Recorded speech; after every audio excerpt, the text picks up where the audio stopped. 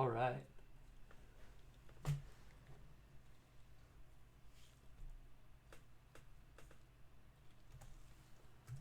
So I know I'm live right now.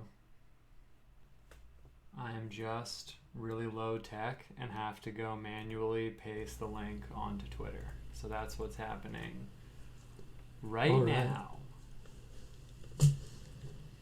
I'm listening to my own stream. That's such a classic rookie mistake. So I know I'm live right now. Wow. Actually hearing I am just really low tech. Boomer Tech Hour. Nah, just kidding.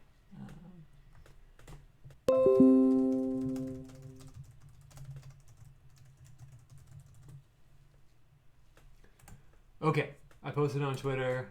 Let's see if this thing is working. I'm going to pull it up on my phone just so I can make sure. I just got a weird error, but I think we're good. I just am going to make sure.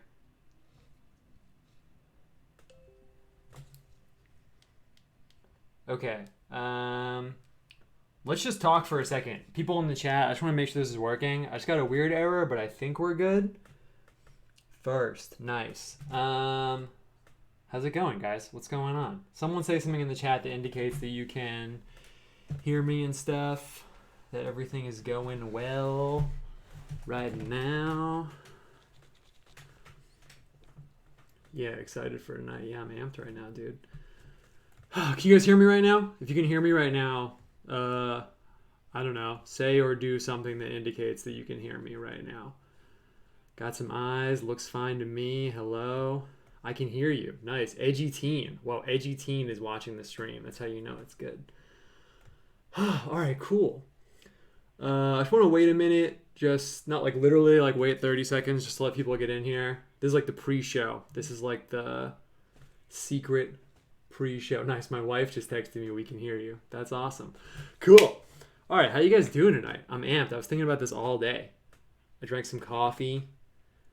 What else was I doing today? I've been reading like papal encyclicals. I've been reading Vatican II like all day, and that was pretty intense. Really powerful vibe. Very rainy day, doing my laundry, reading like 40 pages of like this Vatican document. It's just a good time. All right, let's see how many people are in here right now. I think we're just gonna start it. We can hear you. Seems like there might be a delay for you seeing the chat. Yeah, maybe. All right. Best stream in the entire world. Wow, that's awesome. All right, it's been 3 minutes. You guys are here. I don't like to keep people waiting. Let's do this.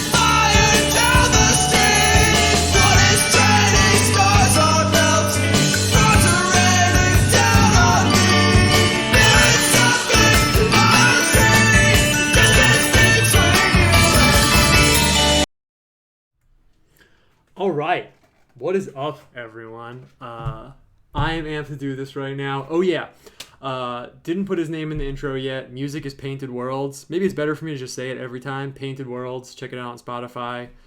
The intro is great. I know everyone's like the intro. I know, man. It's really the music. Check him out. Painted Worlds.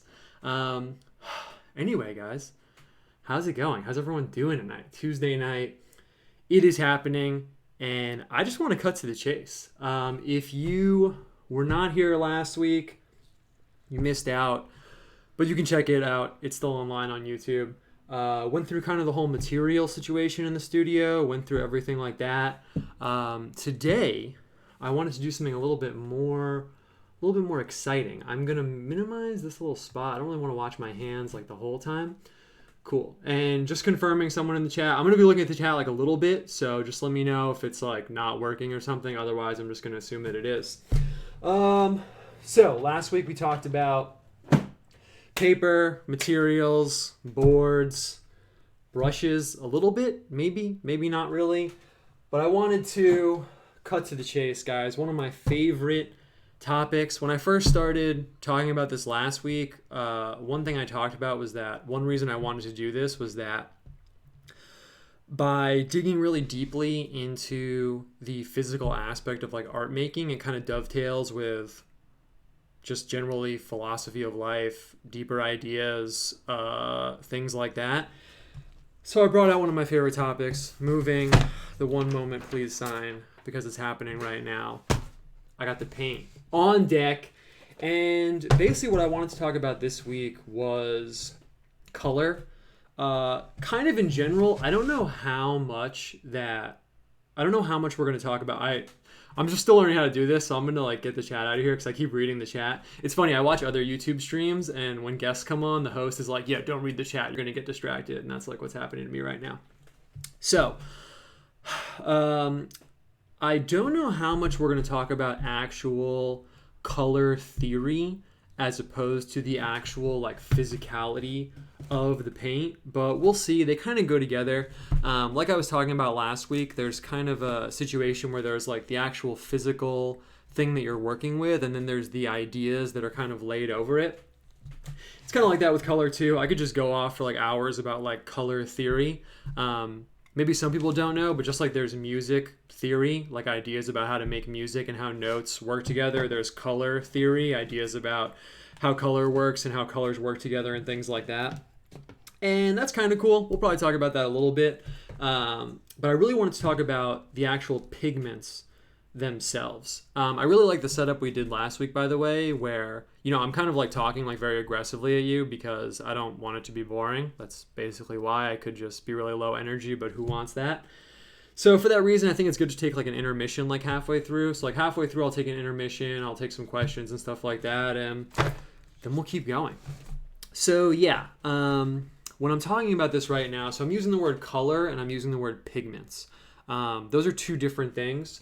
Obviously. Color, gonna assume that everyone here knows what color is. Oh, if you're colorblind, my bad. I'll do another episode about like ink and composition probably next week. But unless you're colorblind, you probably know what color is, what color stuff is, obviously. But when I say pigments, that's different than color. So, for example, you know, I'll leave this up for a second. So let's say you're sitting here and you're like, oh, I want some blue paint, right? There's all this blue paint. But each blue paint, it is this color because of pigments that are in here. I talked about this last week a little bit, but paint, what you're actually looking at here, what paint is, it's two things. It's the binder, and then it's the pigment. So this is a little bit of a review from last week, but I don't know if everyone was there, and might as well just kind of, you know, go into it a little bit. So what makes different forms of paint different, like oil paint, acrylic paint, watercolors, this is gouache, many different kinds of paint, egg tempera, spray paint even, I suppose, would fit this criteria, is the binder that is holding it all together. So this is gouache paint. It has a certain kind of glue, like holding it together, that makes it function in a certain way. Over here, this is acrylic paint. So in here, the binder is acrylic. This is basically plastic, and that's what makes these different forms of paint. If I had oil paint here, I could bust that out. The glue in there is different also, and that's what makes the paint function differently and behave differently when you're using it. Aside from the binder, in there also is the pigment, and that's going to be the same across different mediums. So here, I have this acrylic paint. It's burnt sienna. I did the same exact thing last week. In like 30 seconds, we're going to jump off the review in case you like already watched this last week. Here, I have burnt sienna also. So actually, let's see. Oh man, the camera situation is awesome. So these are both burnt sienna. So the pigment in here is the same, but the glue inside the binder is different, and that's why they're different forms of paint.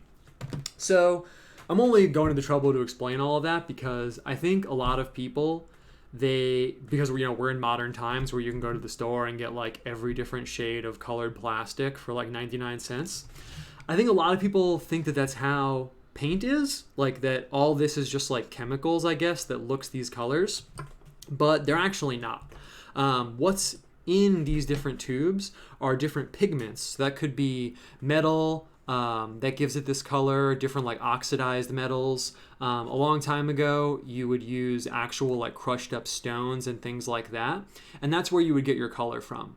And it's kind of a totally different way of thinking about color, because now, for most artists working, I could say, for most people doing something like this, you kind of start at the top, where you have every color available to you, like you have every single color, every single shade, and you come down from there, where you're like, what color do I want to use? I have the whole infinite spectrum, I can choose anything, and then you come down from there. But artists, if you were in the 1300s, 1400s, earlier than that, really honestly anytime up until like the mid 1900s, I guess, pretty late in the game, you would have to think about it the other way. You would be starting on the bottom, and you would say, okay, well, what pigments are available to me? What colors can I use? And then you would go up from there and decide, if that makes sense. It's kind of the difference between like opening up Photoshop and you have zillions of colors there to choose from, versus, you're a painter in the 1300s, you go to some pigment store and maybe they have like 15 different colors and that's it. And they're literally like crushed up rocks and things like that. So I'll talk about that more as I go through this. I'm still kind of figuring out, by the way, how to like structure talking in a video like this, because it's kind of like I'm walking on this path and there's like trillions of side paths and I could just like go off about like any particular topic. So I'm going to kind of weave it into going through this. What I wanted to do right now is go through the palette that I use. Then we'll probably do the intermission and then go through a few like other colors and things like that. What I mean, pop off on DaVinci. Oh, dude. Yeah, ask about the, ask during the intermission. I do have thoughts about that. Anyway, so I wanted to go through the palette that I use and then go through some other colors that I have but that aren't really part of like my palette. I did study classical oil painting in a place that did it like 1800 style. And the palette that you use, the colors that you start with, really affect the situation while you're painting. And honestly, that's one of the things that affects the painting situation the most. If you include certain colors, if you don't include certain colors, it's going to affect if you end up with a product like a painting that looks like it was made, 1800s, or it's going to look like totally modern because you're using these chemically colors. So I wanted to go through the palette that I use. Personally, I think that my palette is the best. I mean, why else? Why else would I not use it? But I'll talk about why I include those colors, and it'll kind of be a good way to like bridge the gap between like certain color theory things and different pigments and stuff like that. If I lay out any colors, I'm not sure if it's going to go down, but this is what I might use. There's two different things that I would use so it's confusing because I'm using the word palette as in the colors I've selected, but then you also have a palette, like you hold a palette and mix paint on it. So it's same word, two different things. Most people probably imagine like a physical palette, like in cartoons and stuff, like a French painter will be holding, I don't have any paper here. That was a huge miscalculation. Hold on, I'm going to open up this pack of note cards. Dun, dun, dun, dun. I mentioned last week keeping razor blades around. It makes you look cool if you're on the camera. Cool. Just gonna have these. So most people probably imagine a palette as kind of like a French painter in like a cartoon show or something holding one of those big like kind of like rounded moon-shaped palettes that you squeeze all the color out on. If you go to like clip art and search for painting, that's probably what you'll see. Those are made of wood. If you're going to use a wooden palette like that, it's actually a ton of work and you have to varnish it to make sure the paint doesn't sink into the wood. It's funny, if you're around painters a lot, like certain things happen a lot. I used to be around a lot of like painters, and someone will get really excited and buy a wooden palette like that and not know that you have to varnish it, and they'll just totally destroy it the first time they use it. The paint will just like sink into the wood and like completely ruin it forever. This is really what you want. So this is a piece of glass. and it has this gray backing on here. You can actually see, I actually didn't know this was here, but I do it live, so whatever. There's all this paint from the last time that I used it on here. And you want a glass palette. This is really the best thing to mix paint on, because when you're done, you can take a razor blade and just scrape the paint off. That's actually why it looks like this. So I probably was using this, you know, maybe like last year sometime. And when you're done, you can just scrape the paint off with a razor blade, and it makes it really, really easy to, you know, get rid of it. The downside to this, as I'm going to talk about in a second, is that all the paint is really, really, really toxic. That's why I'm wearing gloves right now. So you really kind of have to have like a sink or some place that you're willing to dump all these hardcore chemicals in. You would never want to do this in like a kitchen sink, because then later someone might wash a dish and get, you know, doused with like cobalt basically. So you don't want that. So I'm not going to use this probably. What I am going to use, it's kind of like a step down, is this thing right here. This is just a palette of wax paper. So when you're done, you can either turn the page or just tear it off. Oh, someone said ASMR, like tickling her. Yeah, I know. Tell me about it. The sounds are dope. Anyway, I'd probably use this. It's not as environmentally friendly, but painting is really not environmentally friendly. So it's kind of how it's going to go right now. You may notice, just since one of the reasons why I'm doing this, I want people to feel like very empowered to start like doing this themselves if they want. When you're mixing color, you really don't want to be doing it on white like this. It's okay. I can deal with it. It's not really that white. It's not like painfully white, but you really want something gray. One thing we'll talk about either at the end or next time or maybe later is that colors are really, really, really contextual. Most people have this idea that it's just like isolated, like you mix up a color and that's what it looks like. But actually, it's really, really affected by all the colors around it to an extent that most people would probably not think possible. Most people have probably seen some of those illusions where, you know, there's one circle over here and one circle over here, and they look like they're totally different colors, but they're actually the same color. That's because the colors around them are making them look different. So when you mix on white, it's almost like you're having all the colors stand in front of a spotlight. They look a little darker. They just look different than they're going to look on a painting. On gray, you get more of an accurate read on them. It's not like too dark. It's not too light. So this is really ideal, but we're probably going to be using this. Anyway, getting rid of this stuff. All right, so yeah, I think we're just going to cut to the chase here. So what I'm going to do right now is go through all the colors that I use. It's not actually really that many, and talk about why, and kind of talk about along the way like color, using color in painting and things like that. This is officially the color episode, so that's probably all we're going to talk about, but we'll see. So one thing that really matters the most, almost matters the most when you're painting, that most normal people don't know about, is something called temperature. Colors have a temperature. A lot of you guys have probably used Photoshop. If you haven't, dude, just get something like Photoshop and mess around. But I'm going to drop a few really, really basic 101 color terms that I'm going to be using. So if you know anything about color, this is going to be like totally review, and then we'll jump into the pigments, but I kind of got to like catch everyone up to speed. So if you used Photoshop before, there's three terms that everyone, you know, that has done art knows about color. One of them is hue. Dun, dun, dun, dun. Hue. So hue is what most people mean when they say color. The hue is like on the rainbow, what color is it? So you have red, and then if you change the hue a little bit, you would get orange. Change the hue some more, you would get yellow. Yeah, I do the cheap Crayola markers thing just for this right now. So this is shifting the hue from red to yellow. Hue is like if you were sliding along the rainbow, what color is it? It gets a little complicated because, let's get a good example here. Perfect. So here you can see I have these two markers.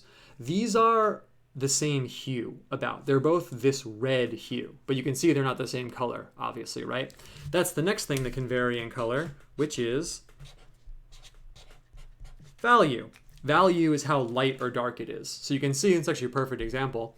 This red is a higher value than this red. This red's a lower value. This one's lighter. This one's darker. You guys probably get it. That'll play into me talking about this paint in a second. And the last thing is something called saturation. So in Photoshop, you can slide the saturation slider left and right and watch it go from a gray, black, and white photo to looking like a faded photo to being totally blown out with like 200% color. That's what saturation is. If you imagine you get like a bright, new red baseball hat and then you wash it too many times. No one washes baseball hats, but whatever, that's the analogy. And then it starts to fade into gray, or you get like a pink t-shirt and then that starts to fade after you wash it too many times. That's what saturation is. So any color can be described in terms of hue, saturation, and value. So if you really wanted to be like kind of obsessive about it, I'm just gonna grab like a random marker over here. Let's say I was describing this color to someone. Using terms like, oh, it's kind of like an army green, or it's like a leaf green is like really inaccurate. But to say, oh, it's a medium value yellow green that's really desaturated, then someone could imagine this color. This is like the most 101 like color theory stuff I'm telling you right now. Just so when I use certain terms talking about this stuff, everyone's gonna know what we're talking about. Anyway, so what I'm gonna do right now, I'm gonna go through like my classical palette, like what I would use if I was painting normally, what I like to use when I'm painting, and then I'll talk more about some other colors that I've brought into the picture there. I'm just going to lay them out so we'll kind of like progressively get it going. So first up, we'll start with the reds. It's kind of like the first color in a way, and like kind of like a mystical sense. This is a color called alizarin crimson. Boom, you can see it right there. I wonder if you guys can read this. Let me know if you can read this in the chat. I think my camera's pretty good. I dropped some cash on it, but I just want to make sure. So this color is called alizarin crimson, and you know, I gotta get it. I gotta lay it out. Gotta get it going. Perfect. And you know what? I'm gonna try bringing the camera down a little bit. This is still like the testing portion of the show. Maybe once we get like 5-6 episodes in, it'll be like we're no longer testing it out. But this is like hardcore testing aspect. Let's see, is it focusing? Yeah, it's focusing, right? Nice. Camera's perfect. Perfect. Oh yeah, so like I said, I'm still testing things out. I'm still figuring out like how to talk about this stuff, so I'm kind of going to be just like doing it on the fly. It's also more interesting if I'm like improvising rather than reading off of a script. Here, this is a palette knife. If you saw last week, you heard this already, but this is how you mix color. People always imagine using brushes to mix color. Don't ever do that. If I come to your house and see you like using brushes to mix color, we're not friends anymore. We're not talking anymore. Definitely not. Use this so that when you're done mixing the color, you can take the brush, which has no paint on it, and then just pick up that clean color that you mixed. If you're mixing paint with your brushes, you're going to have like a mess, dude. No one wants that. Don't do that. Nice. Okay. Perfect. So here you can see this color is actually pretty dark. This is going to be like the cool red that we use. This will all make sense as we kind of build the whole picture going through everything. But this is going to be like the cool red that we use. What do I mean by that? I will explain using another note card. Perfect. So to some extent, some of the hues, as in like the Roy G. Biv rainbow colors, some of them are more cool and some of them are more warm. So you can imagine red is like a warm color, right?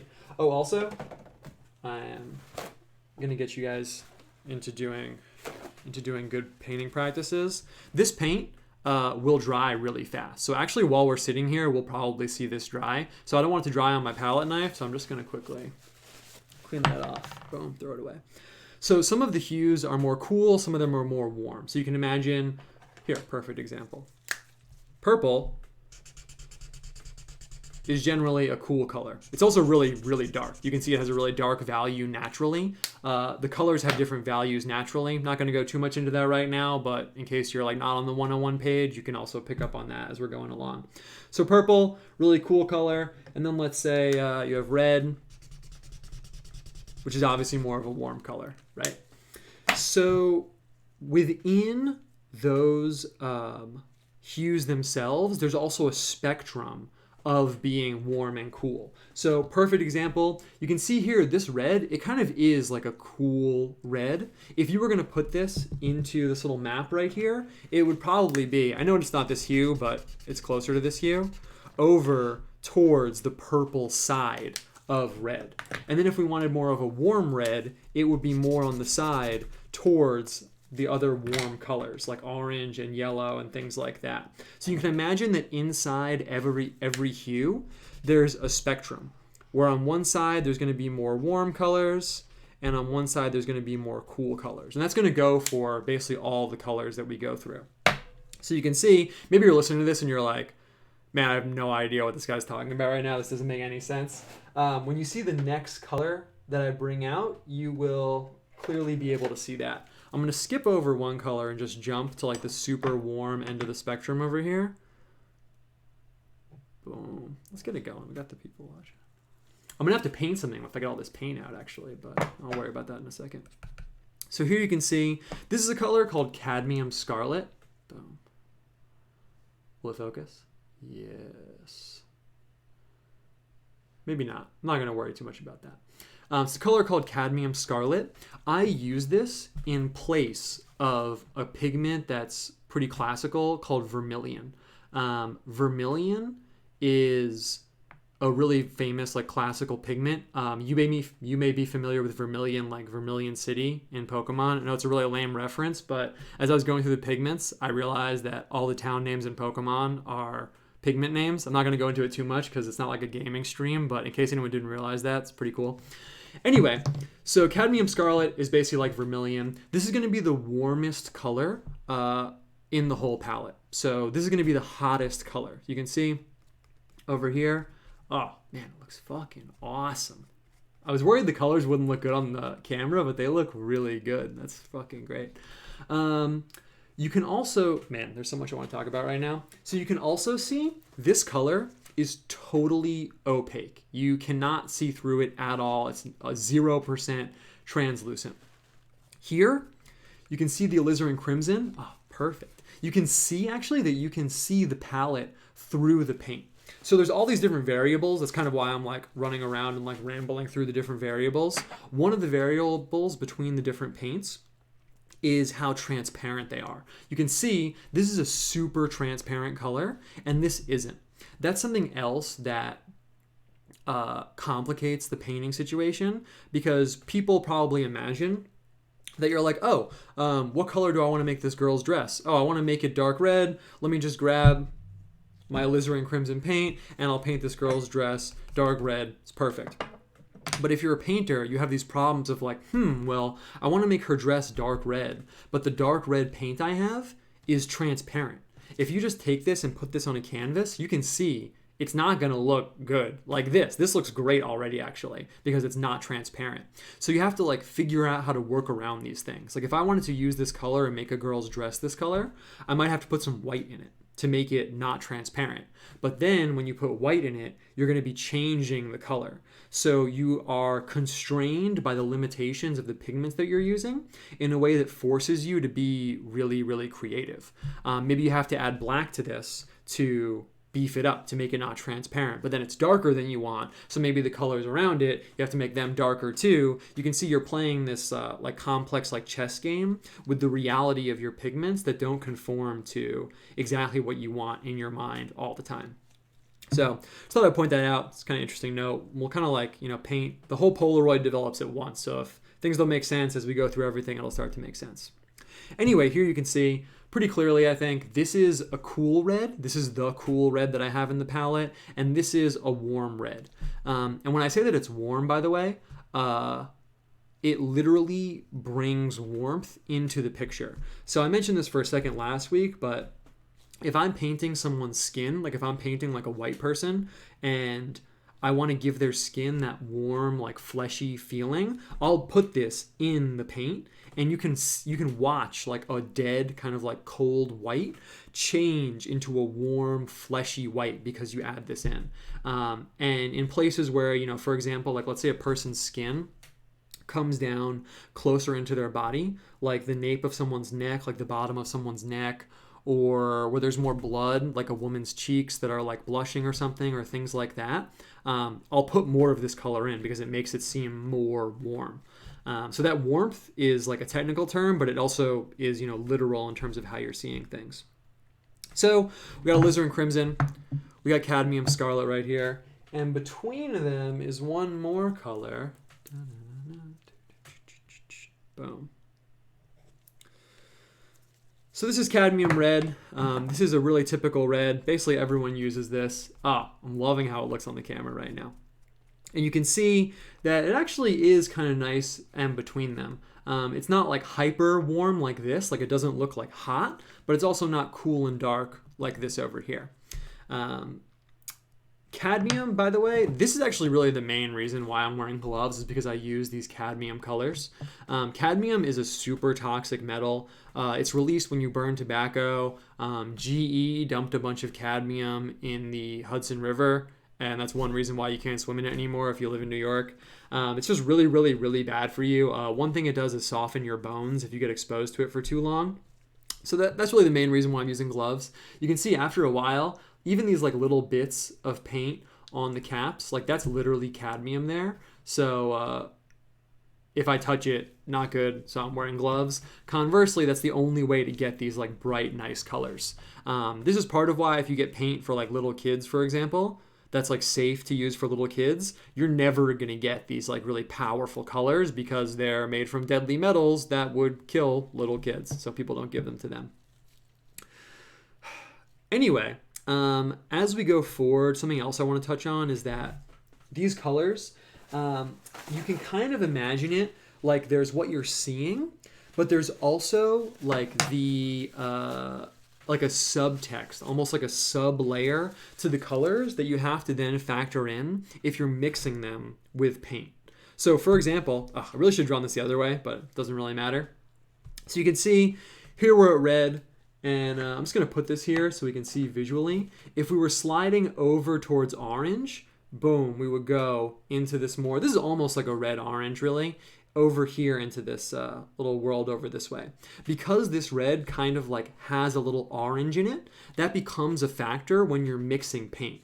If you tried to mix this paint and get it to be like a nice bright purple, literally it's never going to happen. You're going to get like these nasty, like dark purples. If you wanted to mix a nice purple, you have to start with the cooler red. Purple's a cool color, so you need the cool red to mix purples. I'm not going to like paint the whole picture. Nice, awesome metaphor. At once, it'll kind of make more sense as we go along. But that's just something else to keep in mind. That's part of why I'm doing this right now. A lot of people will just go to the store and be like, oh, I'm going to paint. That's cool. All I need is some red. Let me get some blue and green. And then they go home and try and mix the colors, and it just doesn't work. I've basically assembled my palette over time to give me like the largest range of colors that I want. So that's part of why I talk about like assembling a palette. That's like what I've done over time. So for example, when I first started painting, I didn't know about vermilion actually. I don't know why. And I could never get these like punchy, like super warm reds like other people. And then when I looked into it, I was like, oh, that's why I'm missing this piece of the pigment spectrum. Got it. Now it's worked in there. Anyway, so there's 3 cadmium colors that you basically need. This is also why, by the way, that I'm going to push this up a little bit. This is also why you really need to have certain colors on deck. I really won't paint, honestly, if I'm missing like 2 colors. Because, if I'm working, let's say I'm doing my whole thing, and then I'm like, oh, cool, now it's time for me to grab like that super warm red. I need to beef up this color and get this nice warm red that I want. If I don't have this, what am I going to do? I like can't fake it. Like literally, how would I get this color? It's impossible. So you really need the whole palette to be able to do, what you want to do. Anyway, there's really like 3 cadmium colors that are the most powerful that pretty much everyone uses. Next up, boom, yes. This is cadmium orange. It's pretty much the best orange. Yeah, let's get it going. Nice, perfect. So when I think of my painting, I think of it really as like an arsenal. Honestly, I think of it as like weaponry. That's like basically what it is like visual weaponry. So on the warm color side, I have vermilion, just cadmium scarlet. I have cadmium orange, and then I also have You know what's coming up next. You know what's happening right now. Boom. Cadmium yellow. And you can actually see, yeah, you can see on the camera. I'm going to bring it down a little bit. Let's see. I'm still getting used to moving the camera. Oh, that's nice. Cool. You can actually see that like the binder, the glue in here, the medium, is kind of separated from the pigment. So that's something else, like when you're working with paint, again, it's not like a digital situation where everything's perfect. Some of the paints, like cadmium yellow, the cerulean blue that I have, they'll like separate more and you just have to like deal with it. That's part of being like, you know, a craftsman and making this happen, is wrestling with like the actual physicality of the materials that you're using. Anyway, boom, right over here, cadmium yellow. So this would be kind of like the trifecta of the warm colors: vermilion, cadmium orange, and cadmium yellow. I mentioned before that the colors have like an underlying nature to them. So in terms of yellows, this is a super warm yellow. So it almost, you can imagine it's like normal yellow, but it has orange in it. That means that if you try to mix a green with this, it's really, really not going to happen. In fact, since I'm talking so much about that, I am going to just quickly lay out a color wheel. I wasn't sure how much we would go into like color theory, but it kind of just naturally goes with everything else we're talking about. In case people don't know, this is straight up like third grade, like mixing paint status, but we're just going to do it for 1 second. There's 3 primary colors. If this was live, I would ask the chat to name the primary colors: red, yellow, and blue over here. And then we have the secondary colors. The secondary colors being, well, I don't want to misplace this live on stream, literally get my like art degree revoked, being green, purple, so dark, cool, and orange, cool. Okay, so everyone probably knows that. And you can see like what I was saying before. Actually, this is kind of perfect. Here, the cadmium red, it's almost like a pure red. It's not really too warm or too cool. Then over this way, perfect. Over this way would be like this warmer red. And then over this way would be the alizarin crimson. You can kind of imagine sliding through the spectrum of the red from its purpley side to its orange side would be like sliding here through these pigments. Someone in the chat, isn't this live? Bro, you know it's live. Of course it is. Of course it's live. I'm coming to you guys live 24/7. No pre-recorded. Anyway, so I explained that because it's much clearer to see. If you wanted to mix green, right, over here, this yellow is like sort of a pure yellow. This cadmium yellow that I just laid out, actually you can really clearly see now that I drew this like third grade diagram over here, that this cadmium yellow would obviously go right in between the yellow and the orange. You can actually see on the screen it's clearly like an orangey yellow over here. So that means that if you wanted to mix a green, you don't want to be over here. You're starting over here with this orange, and you're going to get orange in your green. What happens then? Not a good time. You don't want that. So if you try to mix green with this, it's really not going to do what you want it to do. So you have a warm yellow. That means you also need a cool yellow. This is one of my favorite colors. I don't know why. Really love this one. All right, boom. So nice. I think I really love this color because, oh, is it not going to come out right now? Let's see. Yeah, this is it. I think that I love this color because its name really fits what it is. So I'm definitely going to have to paint something. I'm taking all this paint out right now. Perfect. In fact, I need a little water. It's like so dark. I mean, it's so thick. There we go. Cool. So this color is called lemon yellow. And you can see that it's so much cooler than this color over here. Sometimes I actually imagine like thinking of them as either they're like icy or fiery. You can see this is like a really, really cool color. It's a really cold color as opposed to this one over here. This color will give you some super nice greens because, do I have to break it out again? Now, let's put it on the page. Now we're over here. Now you're in between the yellow and the green. You're not that far over though. You're like right over here. So the underlying hue of this is green. You can actually see it. It almost has like a tiny, tiny bit of a green hue as opposed to the orange hue of this one. So this is what I would use to mix greens with all the blues that we'll look at in a second. I also really like this color because it's super transparent. I think you can kind of see that you can see the palette through it over here. But if you take, so I'm kind of going out of order here. If you take white over here, I'm going to drop a little white on here. If you add white to it, it really shows its character. This is one thing I kind of want to talk about later, but like I said, I'm still figuring out how to do the order of all this. One way you can really see the character of a color is by adding white to it. Didn't really get enough in there. Let's get a little more white. Why not? Can you guys hear the palette knife on the wax paper? It makes like the best noise. So you can see here, nice, perfect. So you can see that before it was kind of like a little see-through, like what's going on. But now that you added the white, boom, now it's like not transparent anymore. And you can see the real color that it actually is. The white like poof, really revealed it. This is also what I was talking about before. About having to work with the physical materials that you're using and having to accept those like limitations of them. Same analogy as before. If I wanted to make a girl's dress this like lemon yellow, well, it's all transparent and weird over here, right? When I took it straight out of the tube, you can see when I added white, I could lay this on a painting and it would look nice, all thick. But adding white made it this chalky, lighter color.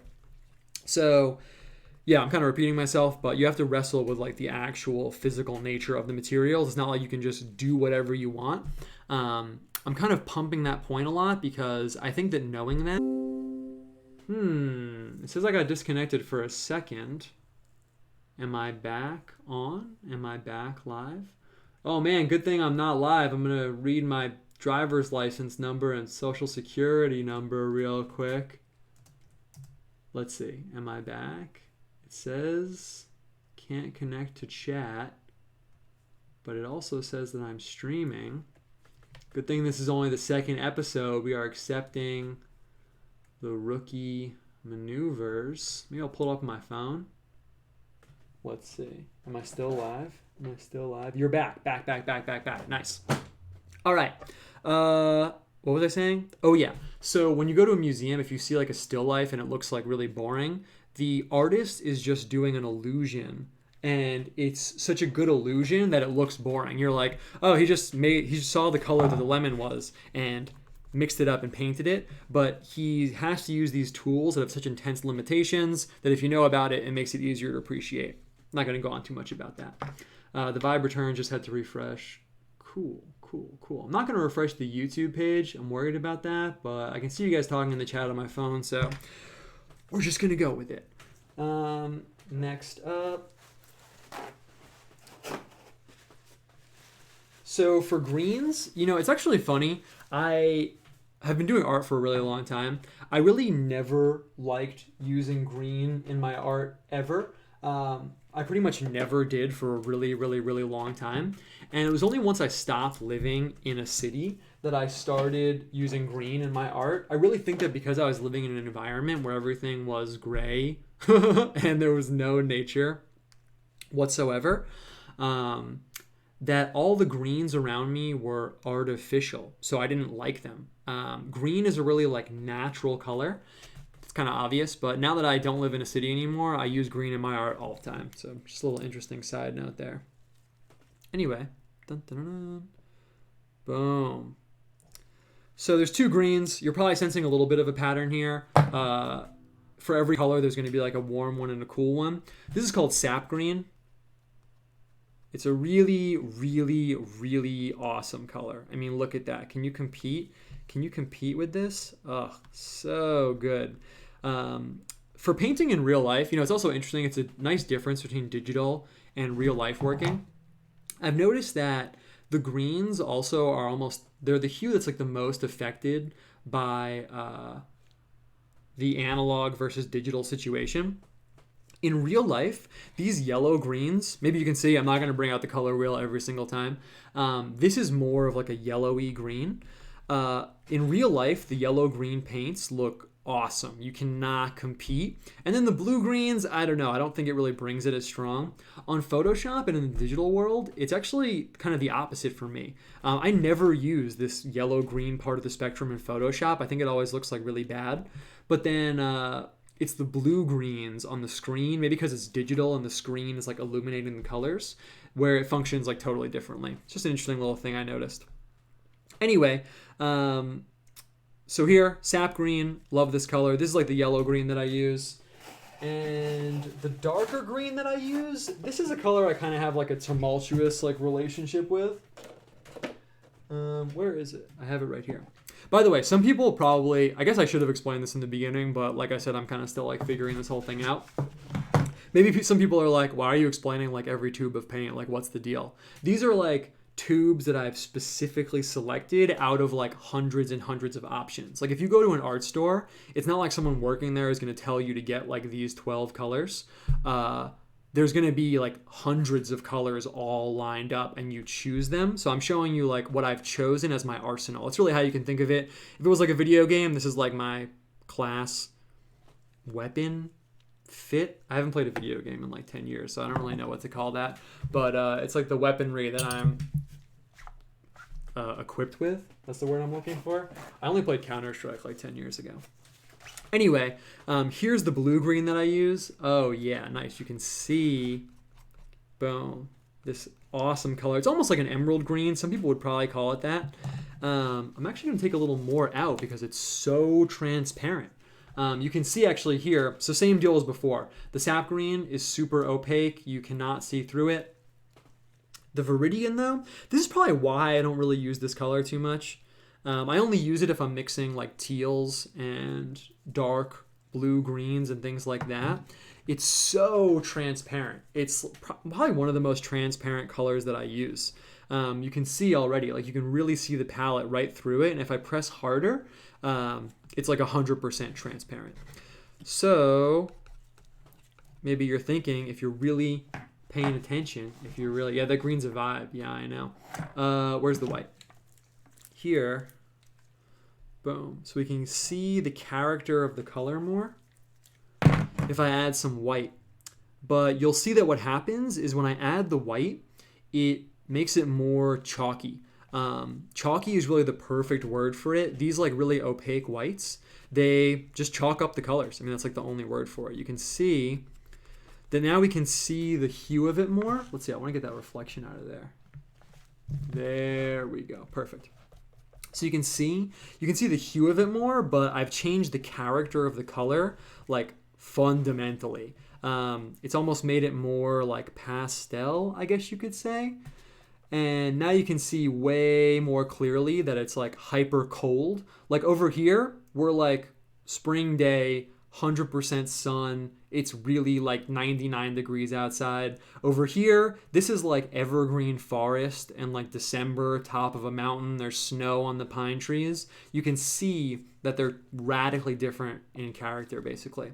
But if you remember a second ago, I'll just actually, just to like drive it home, I'm just gonna bust this out. So you can see, if you remember how the color was initially, real quick. I'm also using like a ton of paper towels. One of my painting teachers said if it's environmentally friendly, you're not really painting.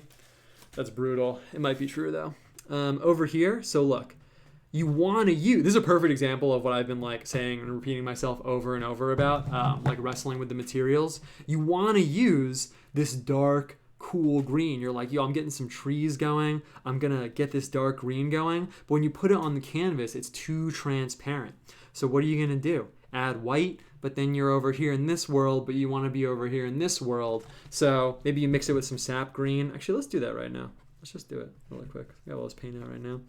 Maybe you mix it with some of the SAP Green, but then, you know, the SAP Green really overpowers it. This color is not as powerful for mixing. So you can see all we really did was kind of just make a darker SAP Green. So I'm just kind of going through it so you can imagine like how you, I mean, I keep using the same phrase over and over and over, have to like accept the limitations of the materials and work around them.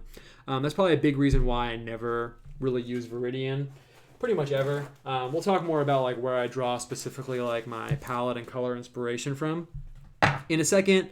But yeah, I really never use that color. Let's see how far into the stream we are.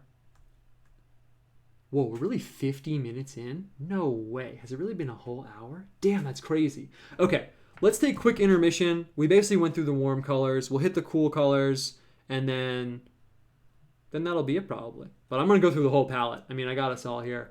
I'm kind of scared to do it. I'm going to press refresh on the YouTube page so I can see the chat. Wait, maybe if I go to my YouTube channel. So this is only the second episode, so you're here while I'm still figuring it out. Like I said, later when I get famous, you guys can tell people like, okay, I was watching it when Owen had no idea what he was doing. Can someone say something in the chat? So this is the intermission. We're at intermission right now. You got to grab water, get some popcorn, check in with someone that you care about, step outside. Shouldn't really smoke cigarettes, but if you do, now would be the perfect time. And yeah, I'll take some questions. Anyone want to ask me anything? I'm kind of experimenting with the format. I feel like it's good to take an intermission because honestly, I'm so like amped and just talking at you so aggressively that I feel like it's good to just like pause for a minute. So let's pause for a minute right now. I'm gonna take some questions. Let's say like 3 minutes. So if you actually have to use the restroom, now is actually like a perfect time. So I'll go through some of these questions. Why are warmer colors more dominant than the cooler ones? They're actually not. It's just the caliber and power and nature of the pigments themselves that affect how strong they are in mixing. It just seems like the warmer ones are stronger because that's all we've been looking at right now. But when I go into the blues, some of the blues will like totally dominate and overpower some of these warmer colors. So it's actually not that the warmer ones are more powerful. That's just what we've been looking at so far. It totally depends on the pigment, 100%. Would you ever put out a recommended reading list for people to access? Yeah, actually on my website, under the About page, there is a reading list. I have to update it because it's from like a year and a half ago. But in my website on the About page, there actually is a chart of books that I recommend that'll get you started. But there's not enough Christian books on there. That's like the next thing I have to like beef up there because it's from a long time ago. Let's see. Warmer colors, more dominant. You could easily do stuff like this professionally. Very engaging. Thanks, man. It's actually what I'm trying to do. Not necessarily streaming, but art and stuff. So thanks, man. What color schemes are you into right now? That is a perfect question for the intermission. I know that like when a lot of people do design work, they think about color schemes. Like if you're doing a logo, like maybe there's a certain family of colors that you're using or things like that. I really don't think of it that way. For me, there's two components to choosing colors for doing art. One of them is tapping into, I guess there's really three. One of them is tapping into like cultural vibes.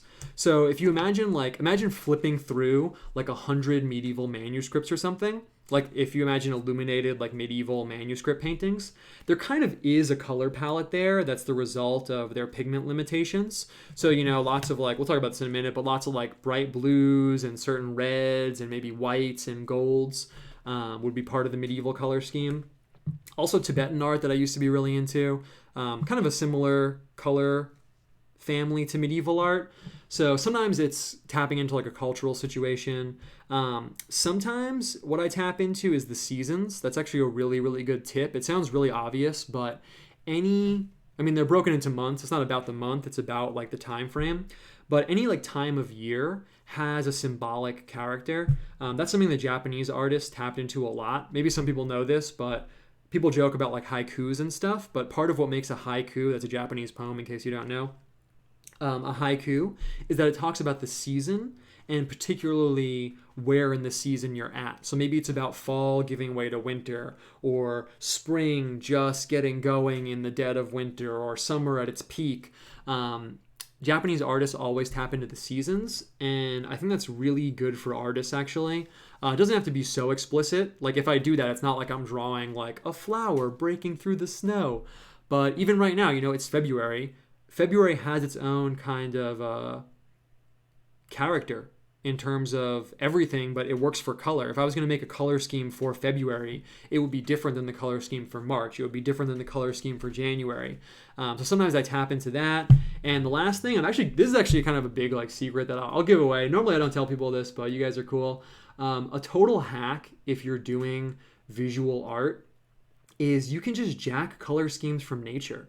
Everything in nature looks dope. Have you ever seen anything? I mean, some things are intentionally like horrifying, but in general, like nature is designed to look cool. So if you take any natural thing and take the colors from it, you will have a good color scheme. It could be literally anything, like a grapefruit or an orange on a tree or a bush or even like some rocks in a river. Like any natural thing, you can just siphon the colors right out of it and you'll be good to go. That's actually how I get a lot of my more interesting color schemes. Like recently I was, I won't say where I was somewhere, and it was more wintry and there was this river with these rocks and I was looking at it and I just took those colors and put them right in a painting. I took like the warm brown, the cold white, and the blue of the sky. Boom. And if someone saw that, it's not that they would think like, oh, this is like a river with some rocks. But that's a hack. That's kind of a secret. Normally I don't tell people that, like I said, but I'll tell you guys. So it's those three things. So to answer your question, there's not really one answer. I'll do one more answer and then I'll do one more and then I want to get back into the color situation. How much of painting is a learned skill versus natural talent? That's a really good question for the intermission, and then I guess we'll wrap up the intermission. That's a really good question. I think most people think of it as 100% natural talent, but it's actually more like playing an instrument where there's two components to it. Anyone, I actually do think this is true, anyone, if they tried hard enough, could get to a point where they could sit down at a piano and make something that sounded nice. You could learn how to play like a piece of Mozart music, for example. There's the purely technical component that anyone with a good teacher could get going at. Painting is like that. So, I used to go study somewhere where any type of person, it could be like soccer moms, young high school kids, grandpas. Okay, I'm reconnected, it says.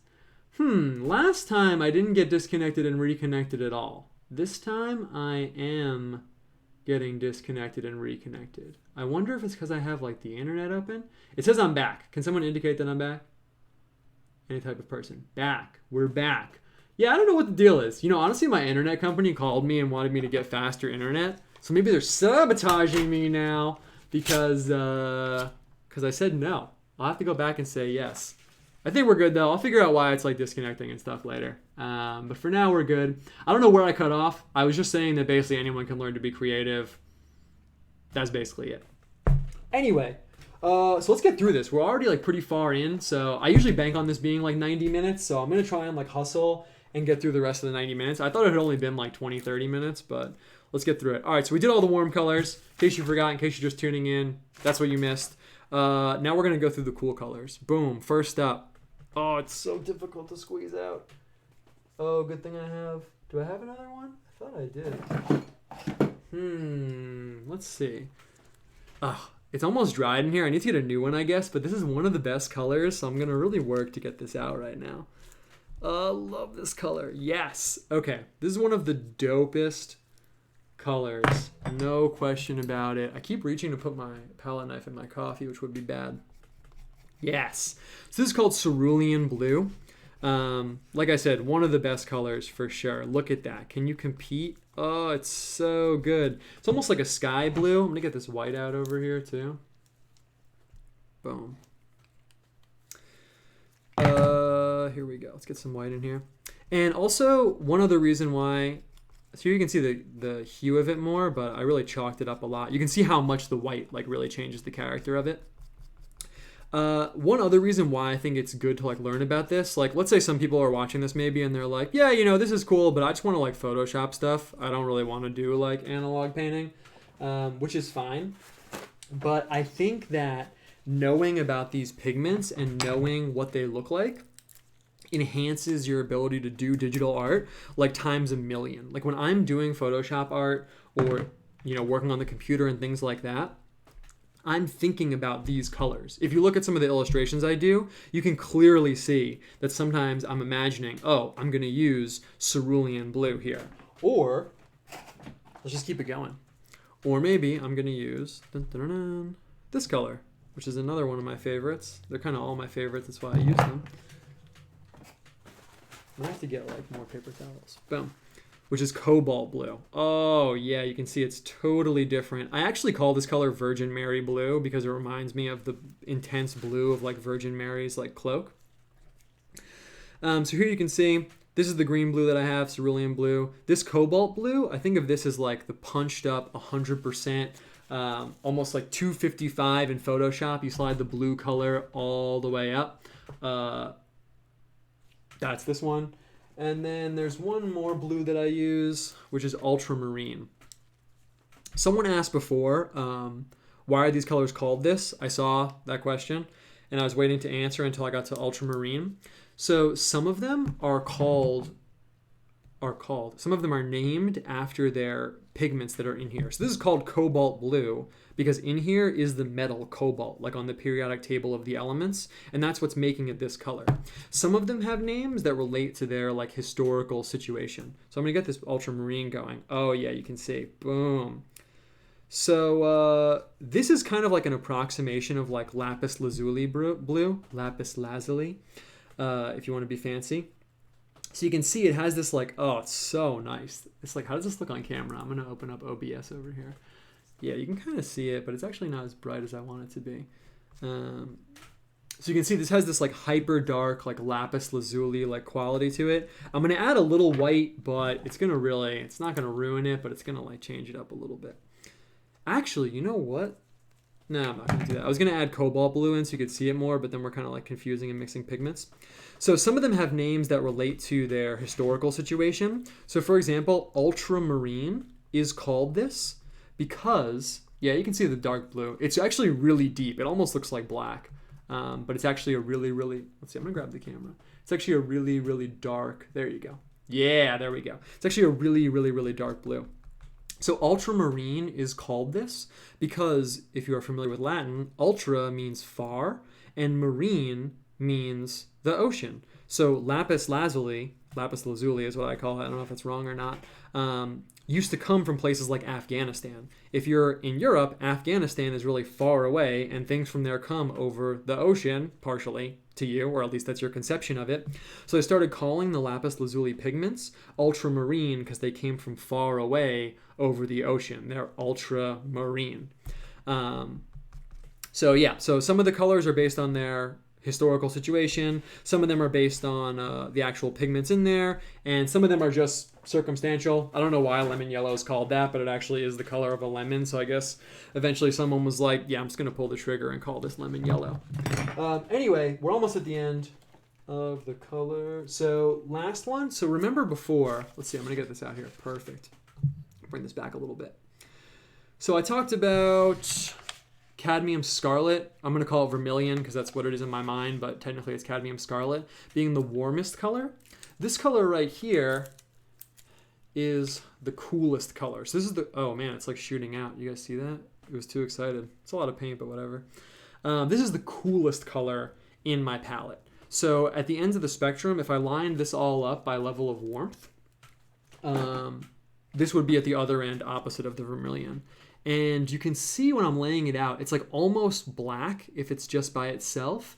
But then if I get it against the palette and get it to be a little transparent, you can see the character of the color there in the spots where it's, oh, I can bring the light down. I forgot about that. I'm still figuring out the lighting situation too. You gotta bear with me on the first few episodes. Yeah, so you can see it has this like hyper deep purple.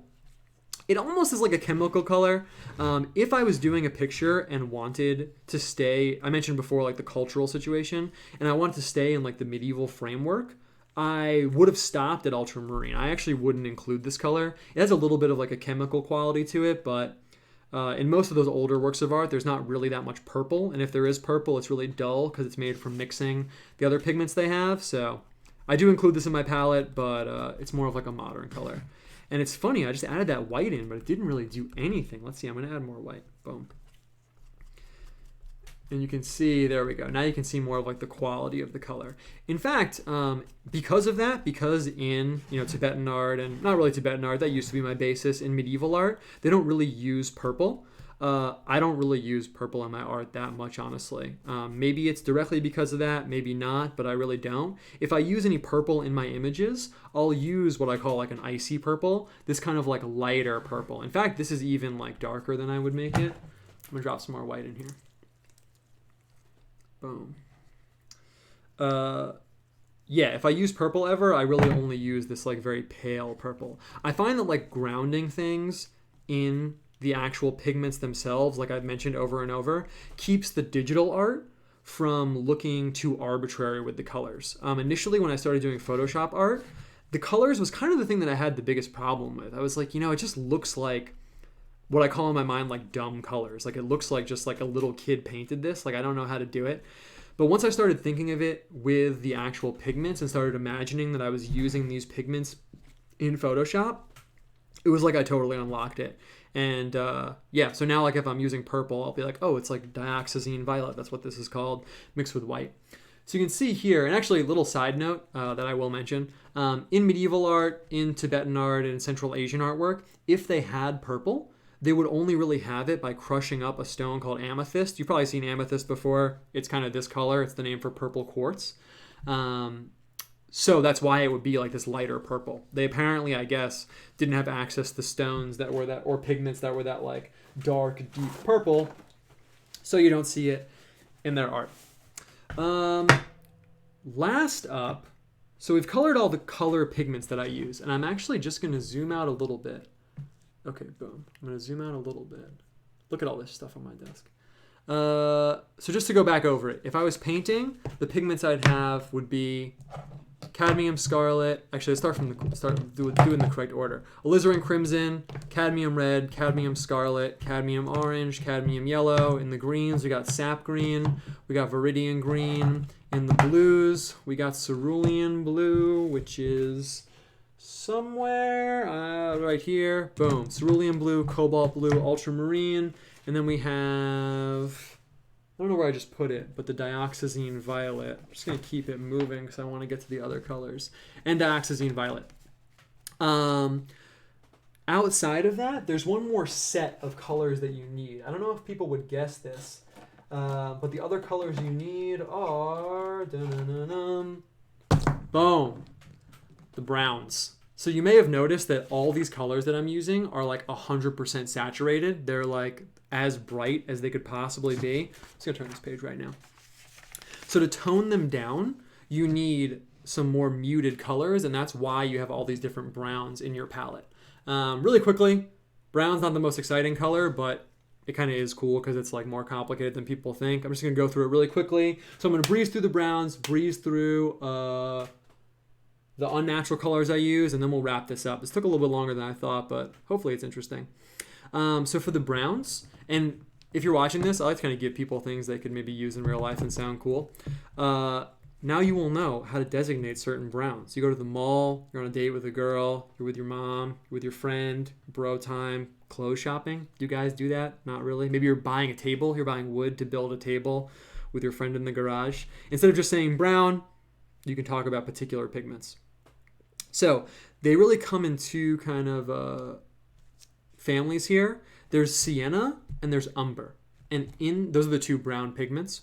And in them, let's bring this down a little bit more. Boom. There's the burnt ones and there's the raw ones. So there's burnt sienna, burnt umber, and raw umber. It's really easy to remember which is which because the burnt colors are more red. They're burnt. Fire's red. They're more red. The raw colors are more yellow. Raw, like a raw egg yolk, is yellow. So the raw ones are more yellow. I'm just going to kind of run through this super quickly. Just take a second. Burnt sienna, it's kind of like, I think of this as like the sepia tone. Like if you go back and look at like an old photo or something. Let's see if I can get the color going. Boom. It's kind of like, oh, actually they call it sepia toned, don't they? Or sepia toned? They call it sepia toned because it's basically this color right here. Let me make sure it's focused. There we go. Is it focused? Can't really tell. There we go. Cool. So it's burnt sienna. Then we have raw sienna. Honestly, I don't really use this ever because there's another color I use instead of it called yellow ochre. It's basically like yellow ochre. You can use this to dull other colors, even though it looks like it's kind of like golden brown. If I was using, you know, those cobalt blues, the cerulean blue that I was using before, I would hit it with this color, just a tiny drop of it. Really, I would use yellow ochre. Let me just open this up. This tube is like mega shut. I can't open it, but it's basically the same color. If you put just like a drop in, it'll mute that color. I guess I'll talk more about color mixing next time. So these are the two siennas, burnt sienna, raw sienna, and then the umbers you'll see are super dark. So the umbers, you know, it's funny, I like feel rushed, but there's actually no time limit. We're just chilling. So I'm gonna kind of like take the rush off. Over here, burnt umber. Oh yeah, look at that. This is like, I think of this as like the fat dirt color, like really nice, like rich dirt, or really like chocolate. It looks like chocolate on the palette. That's burnt umber. And then over here, I have raw umber. I don't really ever use raw umber either. But this is the most like desaturated. Actually, that's not true. I do use it actually. This raw umber, you can see here, also has like a different quality. Sometimes when I paint girls' hair, I'll need the raw umber. It's a nice like desaturated warm brown. So you can see, I don't know, you know, how familiar people are with color. If at the beginning I was like, yeah, you absolutely 100% need 4 different browns or you're not going to be able to like paint with a full range. Most people would probably think that's weird, but you can see here that these are completely and totally different. If you just had these browns, you're not going to be able to access these like warm, red, like more woody tones. Conversely, if you only had these, you're not going to be able to get over into this like hyper deep, like saturated area. So those are the browns that I use. Along with the browns, I've added a few more colors into my palette. I wouldn't say this is essential, but it is nice to have around. If my hands are off screen, I'm opening one of these like closed up tubes of paint.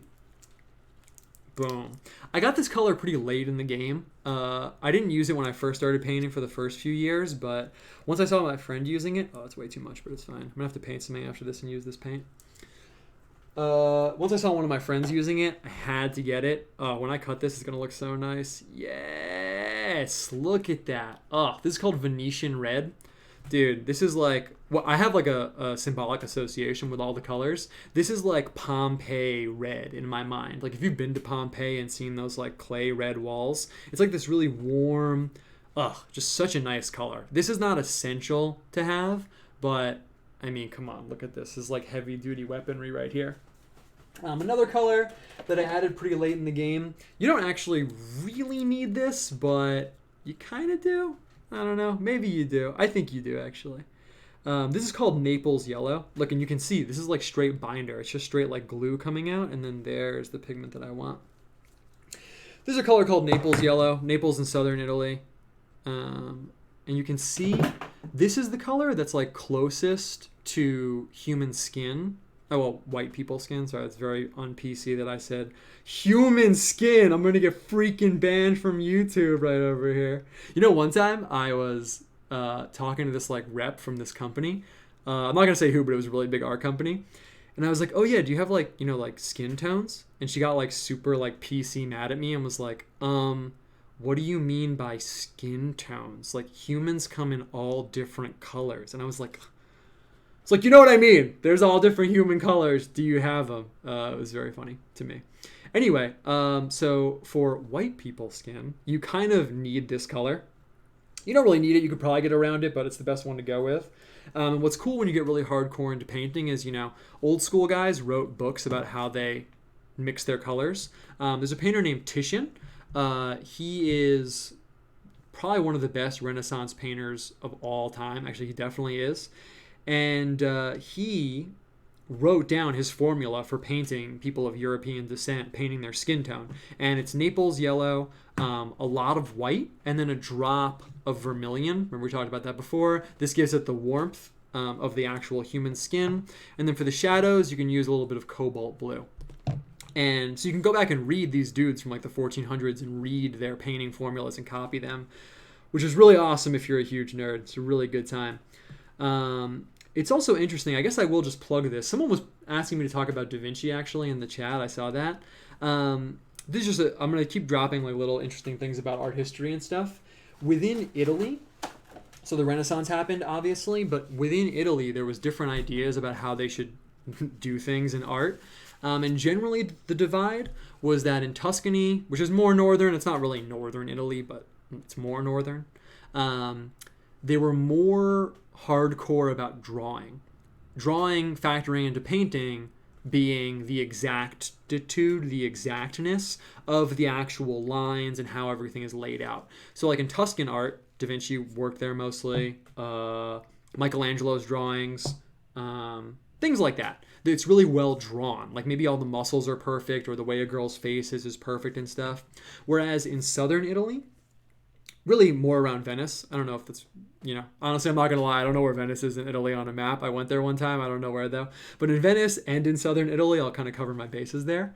They were more into the color and they were really obsessed with color. So Titian, the guy I just mentioned, I don't know if he was from Venice or if he worked mostly in Venice, but he was more of like a color guy and wanted the paintings to be like hyper, the color to be what you were really there for. Whereas in Tuscany, they were more about the drawing. And there's actually an artist, man, I think it's Tintoretto, but I'm not totally sure, who, when they set up their art studio, they had above the door, I think it was the drawing ability of Michelangelo with the colors of Titian. He wanted to marry those two things together. What's interesting, just another little note there, is some people think the Venetians were more obsessed with color because obviously you probably know in Venice, the streets are rivers. There's rivers everywhere. And if you've been there, the light is insane. Like when the sun sets or the sun's going, all the light is bouncing off this water and the colors are really crazy. So the idea is kind of that the painters living there naturally focused more on color because they were in this environment where all the colors were kind of more augmented than they would normally be. Just an interesting note. You can impress someone with that if you go to Venice and you're like, hey, by the way, Venetian painters, this sunset right now. Anyway, okay, did the browns. Let's just hit a few more things. There's white and there's black. Okay, duh. Not really going to go into that too much. One thing I don't know if most people would consider that I have, this is a huge game changer. This doesn't really factor into the color situation, but we got the gold on deck. Whenever I bring this into a painting, I'm just like, yes, it is the Byzantine Empire right now. I don't know if you can see how shiny it is, but it is just like straight gold paint. Check this situation right now. This makes it a lot more graphic, so I love using it. I use it like all the time, actually. But it really does change up the palette situation. I have a few more golds, but I'm not going to bust them out. Other pigments. We're approaching the end. We're approaching the wrap up right now. Here, actually, I'll give you guys an example. I'm just going to turn the page. Of a color I don't really use. And you can see, because I've talked, maybe you don't know anything about paint. That's totally cool. And you're like, yeah, these colors seem good, I guess. Like, who really cares, right? Whatever. I also exclude certain colors intentionally. So this is a color called Prussian blue. And I really don't like using it. It's not part of my palette. I only have this because when I wanted to get these paints going, the manufacturer was out and I had to order this set of paints from Japan. And this was included in the set. It's the only reason why I have this. And it's not that it's a bad color. You can see, here you can kind of see the quality of it. Let's see if I get it really up close. It just looks so dark. I mean, it looks this dark in real life. I'm going to add a drop of white and you'll see how much it changes. Let's get a little white in there. And I don't use this color because, I don't know, to me it just seems like more, it's not that it's more chemical, I just kind of don't really know what to do with it. It's still really dark. There we go. You can also see how the palette knife works in case you've never seen someone mix paint like this. You can really pick up the paint and use it. It's not really looking as light as it does in real life right now. Should I get more light going on? Maybe. So I don't really use this color because I don't really know what to do with it. It doesn't really fit into my palette situation. What this color really reminds me of is something called faience. If you've gone to a museum, there we go. That's what it looks like. If you've gone to a museum and you've seen old Egyptian stuff, they always have these little urns or little sculptures covered with this super saturated blue color. It's like this quartz they would fire in these kilns. And I just don't really use it, honestly. What other colors? Let's see. We're chilling. I feel like, I got everything I wanted to talk about out. maybe we'll look at a few more colors. I'll kind of think about what I should say to wrap this up and tie it together. And I'll take some questions, and then we'll get out of here. How long have I been going right now so far? I haven't really been paying attention. Who cares? I'm not going to look at it. Whatever. Oh, it's 1:20. Oh, yeah, we'll probably wrap up at 1:30 exactly. It's kind of a perfect amount of time for this anyway. Oh, yeah. So I've painstakingly painted this picture where I've gone through the full palette. Sometimes I just change it up and drop in intentionally something from this end of the spectrum. Boom. Oh, man. Nice. It's so electric on the stream. Sometimes I'll just change it up intentionally and get in some like crazy, ridiculously modern color. This is this fluorescent pink, obviously, as though you can't see that. Trying to get the color right on the stream. Let's see. I'm going to move this lamp. I don't know if it's better or worse, though, if I move the lamp.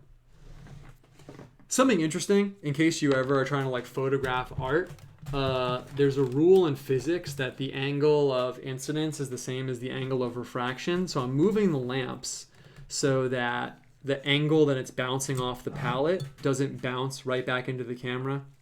It's a little bit of science nerd. That's the extent to which I know about science, is how it intersects with art. So you can see I got this one. Any fluorescent pigment that you get is going to fade 100%. If I use this in like a quote unquote like real painting, this will fade. If I painted this on a card and put it in my window where the sun was, obviously, it would fade eventually. It's not what we call light fast. That's the other reason why these other paints are so expensive. They're made to last forever, basically. Anytime light is shining on something, it is fading. You probably remember your grandma like freaking out about closing the window so the couches don't fade. She was totally right. Anytime light is hitting something, it is fading. But these pigments, they're basically light fast. They'll theoretically last for like hundreds of years. Sometimes I like to get this kind of sour magenta color in. I think about these as like the sour colors in a way. I guess it's a little bit synesthetic. I used to use these when I was more into pushing like the psychedelic edge of my images, because it's kind of cool to build up this like classical color space where everything is kind of like a medieval image, and then to drop in one of these like magenta colors. This one's called Bengal Rose. Sounds like a stripper. Boom. So yeah, sometimes I bust in those, but I don't know. It doesn't really go with like the gold kind of Neo-Byzantine vibe that I'm going for right now. And that's basically it. Just since we did it all, there's one more color. It's not really that exciting to end on, but I will bust it out right now. It's indigo. I use this as kind of like the really, really, really dark blue that I use instead of black. I don't know if you can see. Let's see. Let's see how good the color. It kind of is that dark in real life, but there's a little bit of a blue hue that I feel like you're not seeing. Yeah, you can kind of see it there. Let's see. Cool. It's basically just a super dark blue. So yeah, we basically went through the whole arsenal. Nice. That's awesome. I thought we would talk more about mixing colors, but I guess that's what we'll talk about next time. So just to reiterate, boom, and then I'll take questions and then we'll wrap this up. This is like the arsenal that I've chosen for painting. The colors that you choose, especially since you're like a modern person, you have basically every color in the world available to you, really affect the outcome. This isn't all the colors we talked about, but I'm not going to waste time like reassembling them right now. Actually, this is a perfect analogy to end on, and then I'll take questions.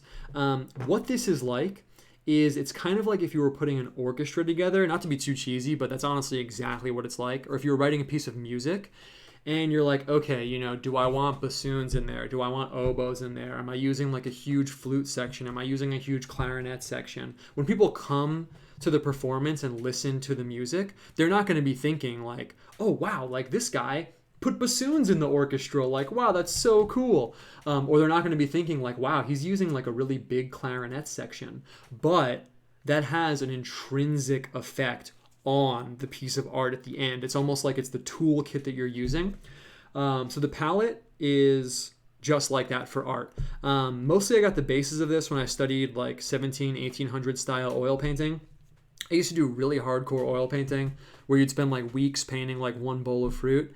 And then I basically beefed it up over time. Like I mentioned before, the cadmium scarlet wasn't part of my palette, and then I felt like I needed more warmth, so I added it in. things like that. So yeah, we've been going for a while. I talked a lot about the pigments and everything. I thought we'd talk more about like mixing color. That really was going to be like the other half of this, but I guess that's what we'll do next time. So this is like the first part of color lifestyle, and then the second part we'll talk about mixing color. It's kind of like the setup. I wish we talked more about mixing color, but it took a while to get through the pigments. I feel really good about that. Man, I was thinking about doing that all week. Okay, so we're right at the end. We've been going for a while. I'll take some questions right now, and then we'll wrap this up. If you watch this whole thing, thank you so much for being here. That's really cool. I'm going to take some questions. Some people ask me some questions, and then we'll wrap this up.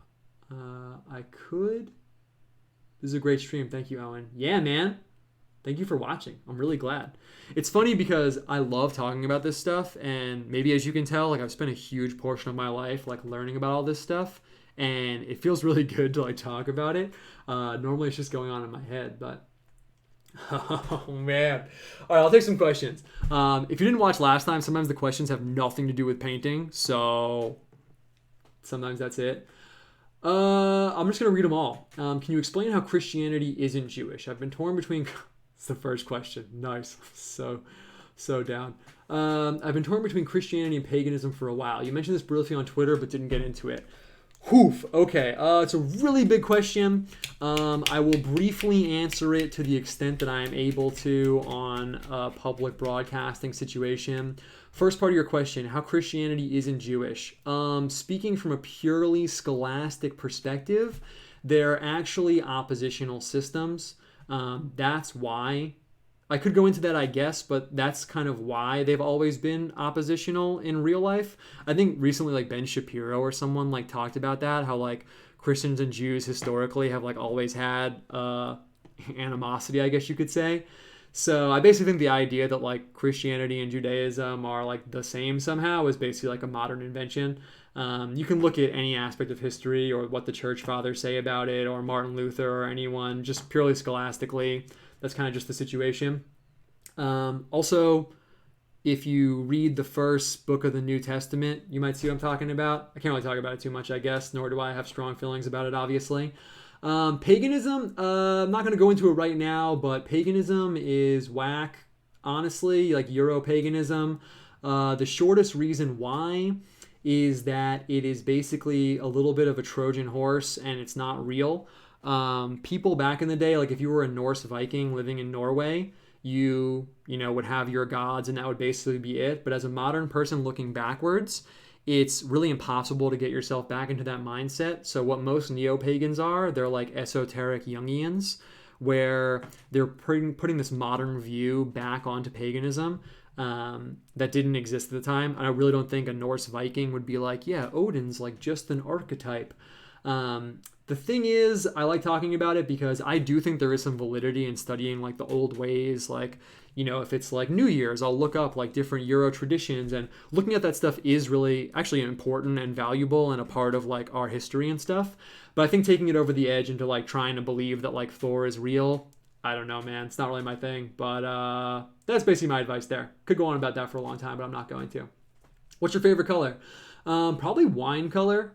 Ironically, I don't drink. Probably like those deep, dark reds are really tight. But it depends on the situation.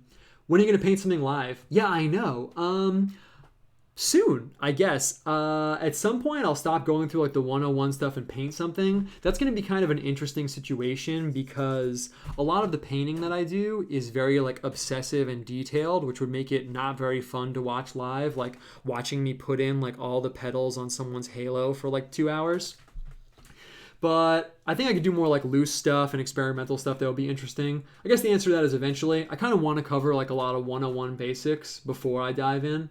But yeah, eventually. 2-part question. Favorite writer of the Church Fathers, and have you read St. Augustine's City of God? I got City of God on the shelf. I actually haven't read it, but I do love St. Augustine. Favorite writer of the Church Fathers? Honestly, it's probably St. Augustine. Maybe some people know I used to party a little too hard, I guess you could say. St. Augustine has that vibe also. And long story short, when I was trying to change my archetype up, that was like a huge part of my archetype, is being like a very frankly like substance-based person and thinking of myself in that way and identifying with my vices probably like way too much. And when I hit a wall with it and I really wanted to change that, I really drew so much inspiration from St. Augustine because a really big part of me thought that it wasn't possible. I was like, maybe I just can't change. Like maybe this is just who I am and it's who I've been for so long. But learning about this guy who, relatively early on in Christian history had this whole life and he was into, New Age occultism at the time. Like that's what Manichaeanism was.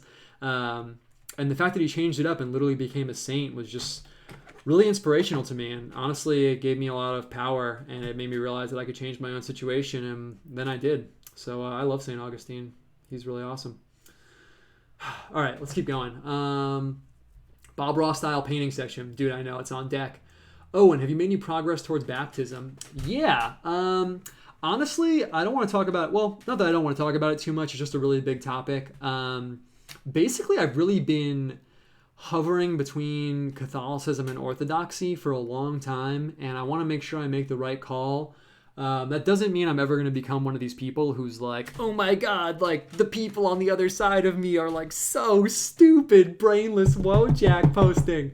I'm kind of at this point where I see them as just like a church in schism, and it's not like I think one side or the other is like really stupid or something, but kind of have to figure out what the right choice for me is. And I've been thinking about it a lot. I mean, I almost read like all of Vatican II like the last few days, so it's really, really on my mind. So yes, but not directly. Do I think certain religions and forms of spirituality like paganism or Eastern stuff actually describe things that exist in reality, whether or not they're accurate? That's an interesting question. To some extent, yeah. I mean, even systems that I think, people should not use as their main spiritual path or that I think lead to bad places, honestly, usually have something valuable in them. I think that's a really big mistake that people sometimes make. It's pretty rare that someone is 100% wrong. It's usually a spectrum of like 10% wrong to like 99% wrong. So even in systems that I think maybe have some flaws, there is like useful things in there sometimes. So yes, they can describe reality for sure. Would I do a compare and contrast between Tonka and icons? Yo, yes, that is definitely going to happen, man. I can't wait to do that. I'm definitely going to do that. It's going to be so awesome. I've been thinking about the parallels between Tibetan painting and not Russian, but Orthodox icons. Yeah, dude, that's definitely coming down the pipeline. Any sculpting? No, 3D is not my vibe. I made a Buddha sculpture once and it was pretty awesome, but I'm just not really a 3D guy. What do I think about the importance of art? These are good questions. I'll kind of play these out and then we'll bounce out of here. What do I think of the importance of art in a political or theological movement? I think it's underrated, man. I think that for a lot of situations, the art could be like writing also, but let's say visual art really carries it so hard. I mean, if you look at Buddhism itself even, just as an example, I mean, that swept Asia like a fire. And I really do think part of it was the art. If you look at a Buddha sculpture, that transmits to you so much of the vibe of the religion that I think when you're thinking about like peasants or random people who honestly don't really care about religion usually getting into things like that, I think the art is a huge situation. I think you could definitely say the same thing for Christianity. I mean, everyone's been to a church and just been hit by that feeling of like, wow, or seeing a painting, especially back in the day, like when people didn't see art that much. I think art's tie into a worldview is foundational. It's foundational for sure. Paganism is nonsensical. It's not really a question, but I'm glad I read it. It's true. Don't be pagan. That doesn't mean I hate looking into that stuff and finding it interesting, but I mean, Odin's not God. Sorry. Favorite painting style? Medieval, Byzantine, anything like 1000 to 1500 AD is like my jam. Obviously medieval and Byzantine art. My favorite emo band. Damn, it's a really good question. I wish I was more prepped to answer that right now. Honestly, it's kind of cliche, but I'm thinking of Rite of Spring and their album. I used to listen to that kind of emo a lot, like Moss Icon and like Klikatawi and stuff like that. I don't know if that's what you're thinking of by emo, but I'm not going to go into the history, but that's like the real emo stuff. Yeah, probably Rite of Spring, the first one, right? I mean, that's the best one. Read any good books lately? Right now, I've been reading a bunch of orthodoxy books. So that's been my vibe, and now I'm reading papal encyclicals. Oh, yeah, read Iconostasis by Pavel Florensky. Even if you're not Orthodox, you can get something out of it for sure. It's called Iconostasis by Pavel Florensky. This guy that was like an artist, polymath, science guy also, he got killed by the communists because in communist Russia, he was doing his thing when they took over. He was like this hardcore science guy, and he would go, so they couldn't get rid of him because he like knew too much about science, but he would go give lectures in like a priest's robe. He was a priest, and they didn't really know what to do with him because he was like basically sticking it to them because he was like too important to just kill. And he would go to class that he was teaching like as a priest and stuff. He wrote this book called Iconostasis. It's all about his theory of art. It's awesome. 5 stars. Definitely the best book I've read in a really long time. So everyone should read that. Iconostasis by Pavel Florensky. I'll take 1 or 2 more questions, and then we're at like 1 minute 30. So then we're going to wrap it up. More bee-themed art. Oh yeah, some guy asked me about doing the bee avatar. I'm going to do that. I'll do that eventually. Should make a video on St. Augustine. Yeah, I don't really make videos where I talk about just theology because honestly there's people who know more about it than me, but that's why I'm kind of trying to focus on the intersection of like aesthetics and painting with everything else I'm into. But yeah, maybe I should. Eastern Catholic, yeah, I haven't looked into that yet. I'll check it out. I hear people talk about it, but you know, those issues are very partisan, so I don't want to talk about it until I've looked into it myself. Willing to do art for an album I'm working on? Yeah, hit me up. I do that a lot. If you care about a Protestant's opinion, yeah, Orthodoxy, yeah, Protestant Orthodoxy sync up. That's kind of a thing. Let's see. I'll take 1 or 2 more like questions, and then we'll wrap it up. Ooh, good question. Any films you find to be satisfying from a painter's perspective? Man, you know, it's really interesting. I have a really antithetical nature to the medium of film. It's not that I don't like it, but I don't know. I really don't know what it is about it. I think it's because I'm so used to a situation where I'm looking at a painting that one person did. And within that situation, you can zoom in and every square inch of the painting was under like one person's jurisdiction and control. And then with the film, it's kind of the opposite where like hundreds of people are all working on this big project. And let's say I'm watching the film and I'm really like, oh my God, like in the background, like right when that guy said this thing, one of the extras like came in on her bike and the shadow from the sun. And then I'm like, did someone control that or did it just randomly happen? And does it really matter? So I haven't really cracked the nut of films. It's just not really my thing. I think also some part of my brain has been so focused on still pictures that then moving pictures kind of just like doesn't really register to me. Also, I could have like a mental deficiency. I'm open to it. Though, you know, one film I did really like was Akira Kurosawa's Dreams. People don't know about that. Akira Kurosawa is like an OG, one of the best Japanese directors ever. And he always worked in black and white, and that was his first color movie. So it's really cool to see this guy do his first movie in color. I'm a painter. Obviously, I would get down with that. It's called Akira Kurosawa's Dreams. It's a really, really, really good one. That was a great question. I'm going to take one more question.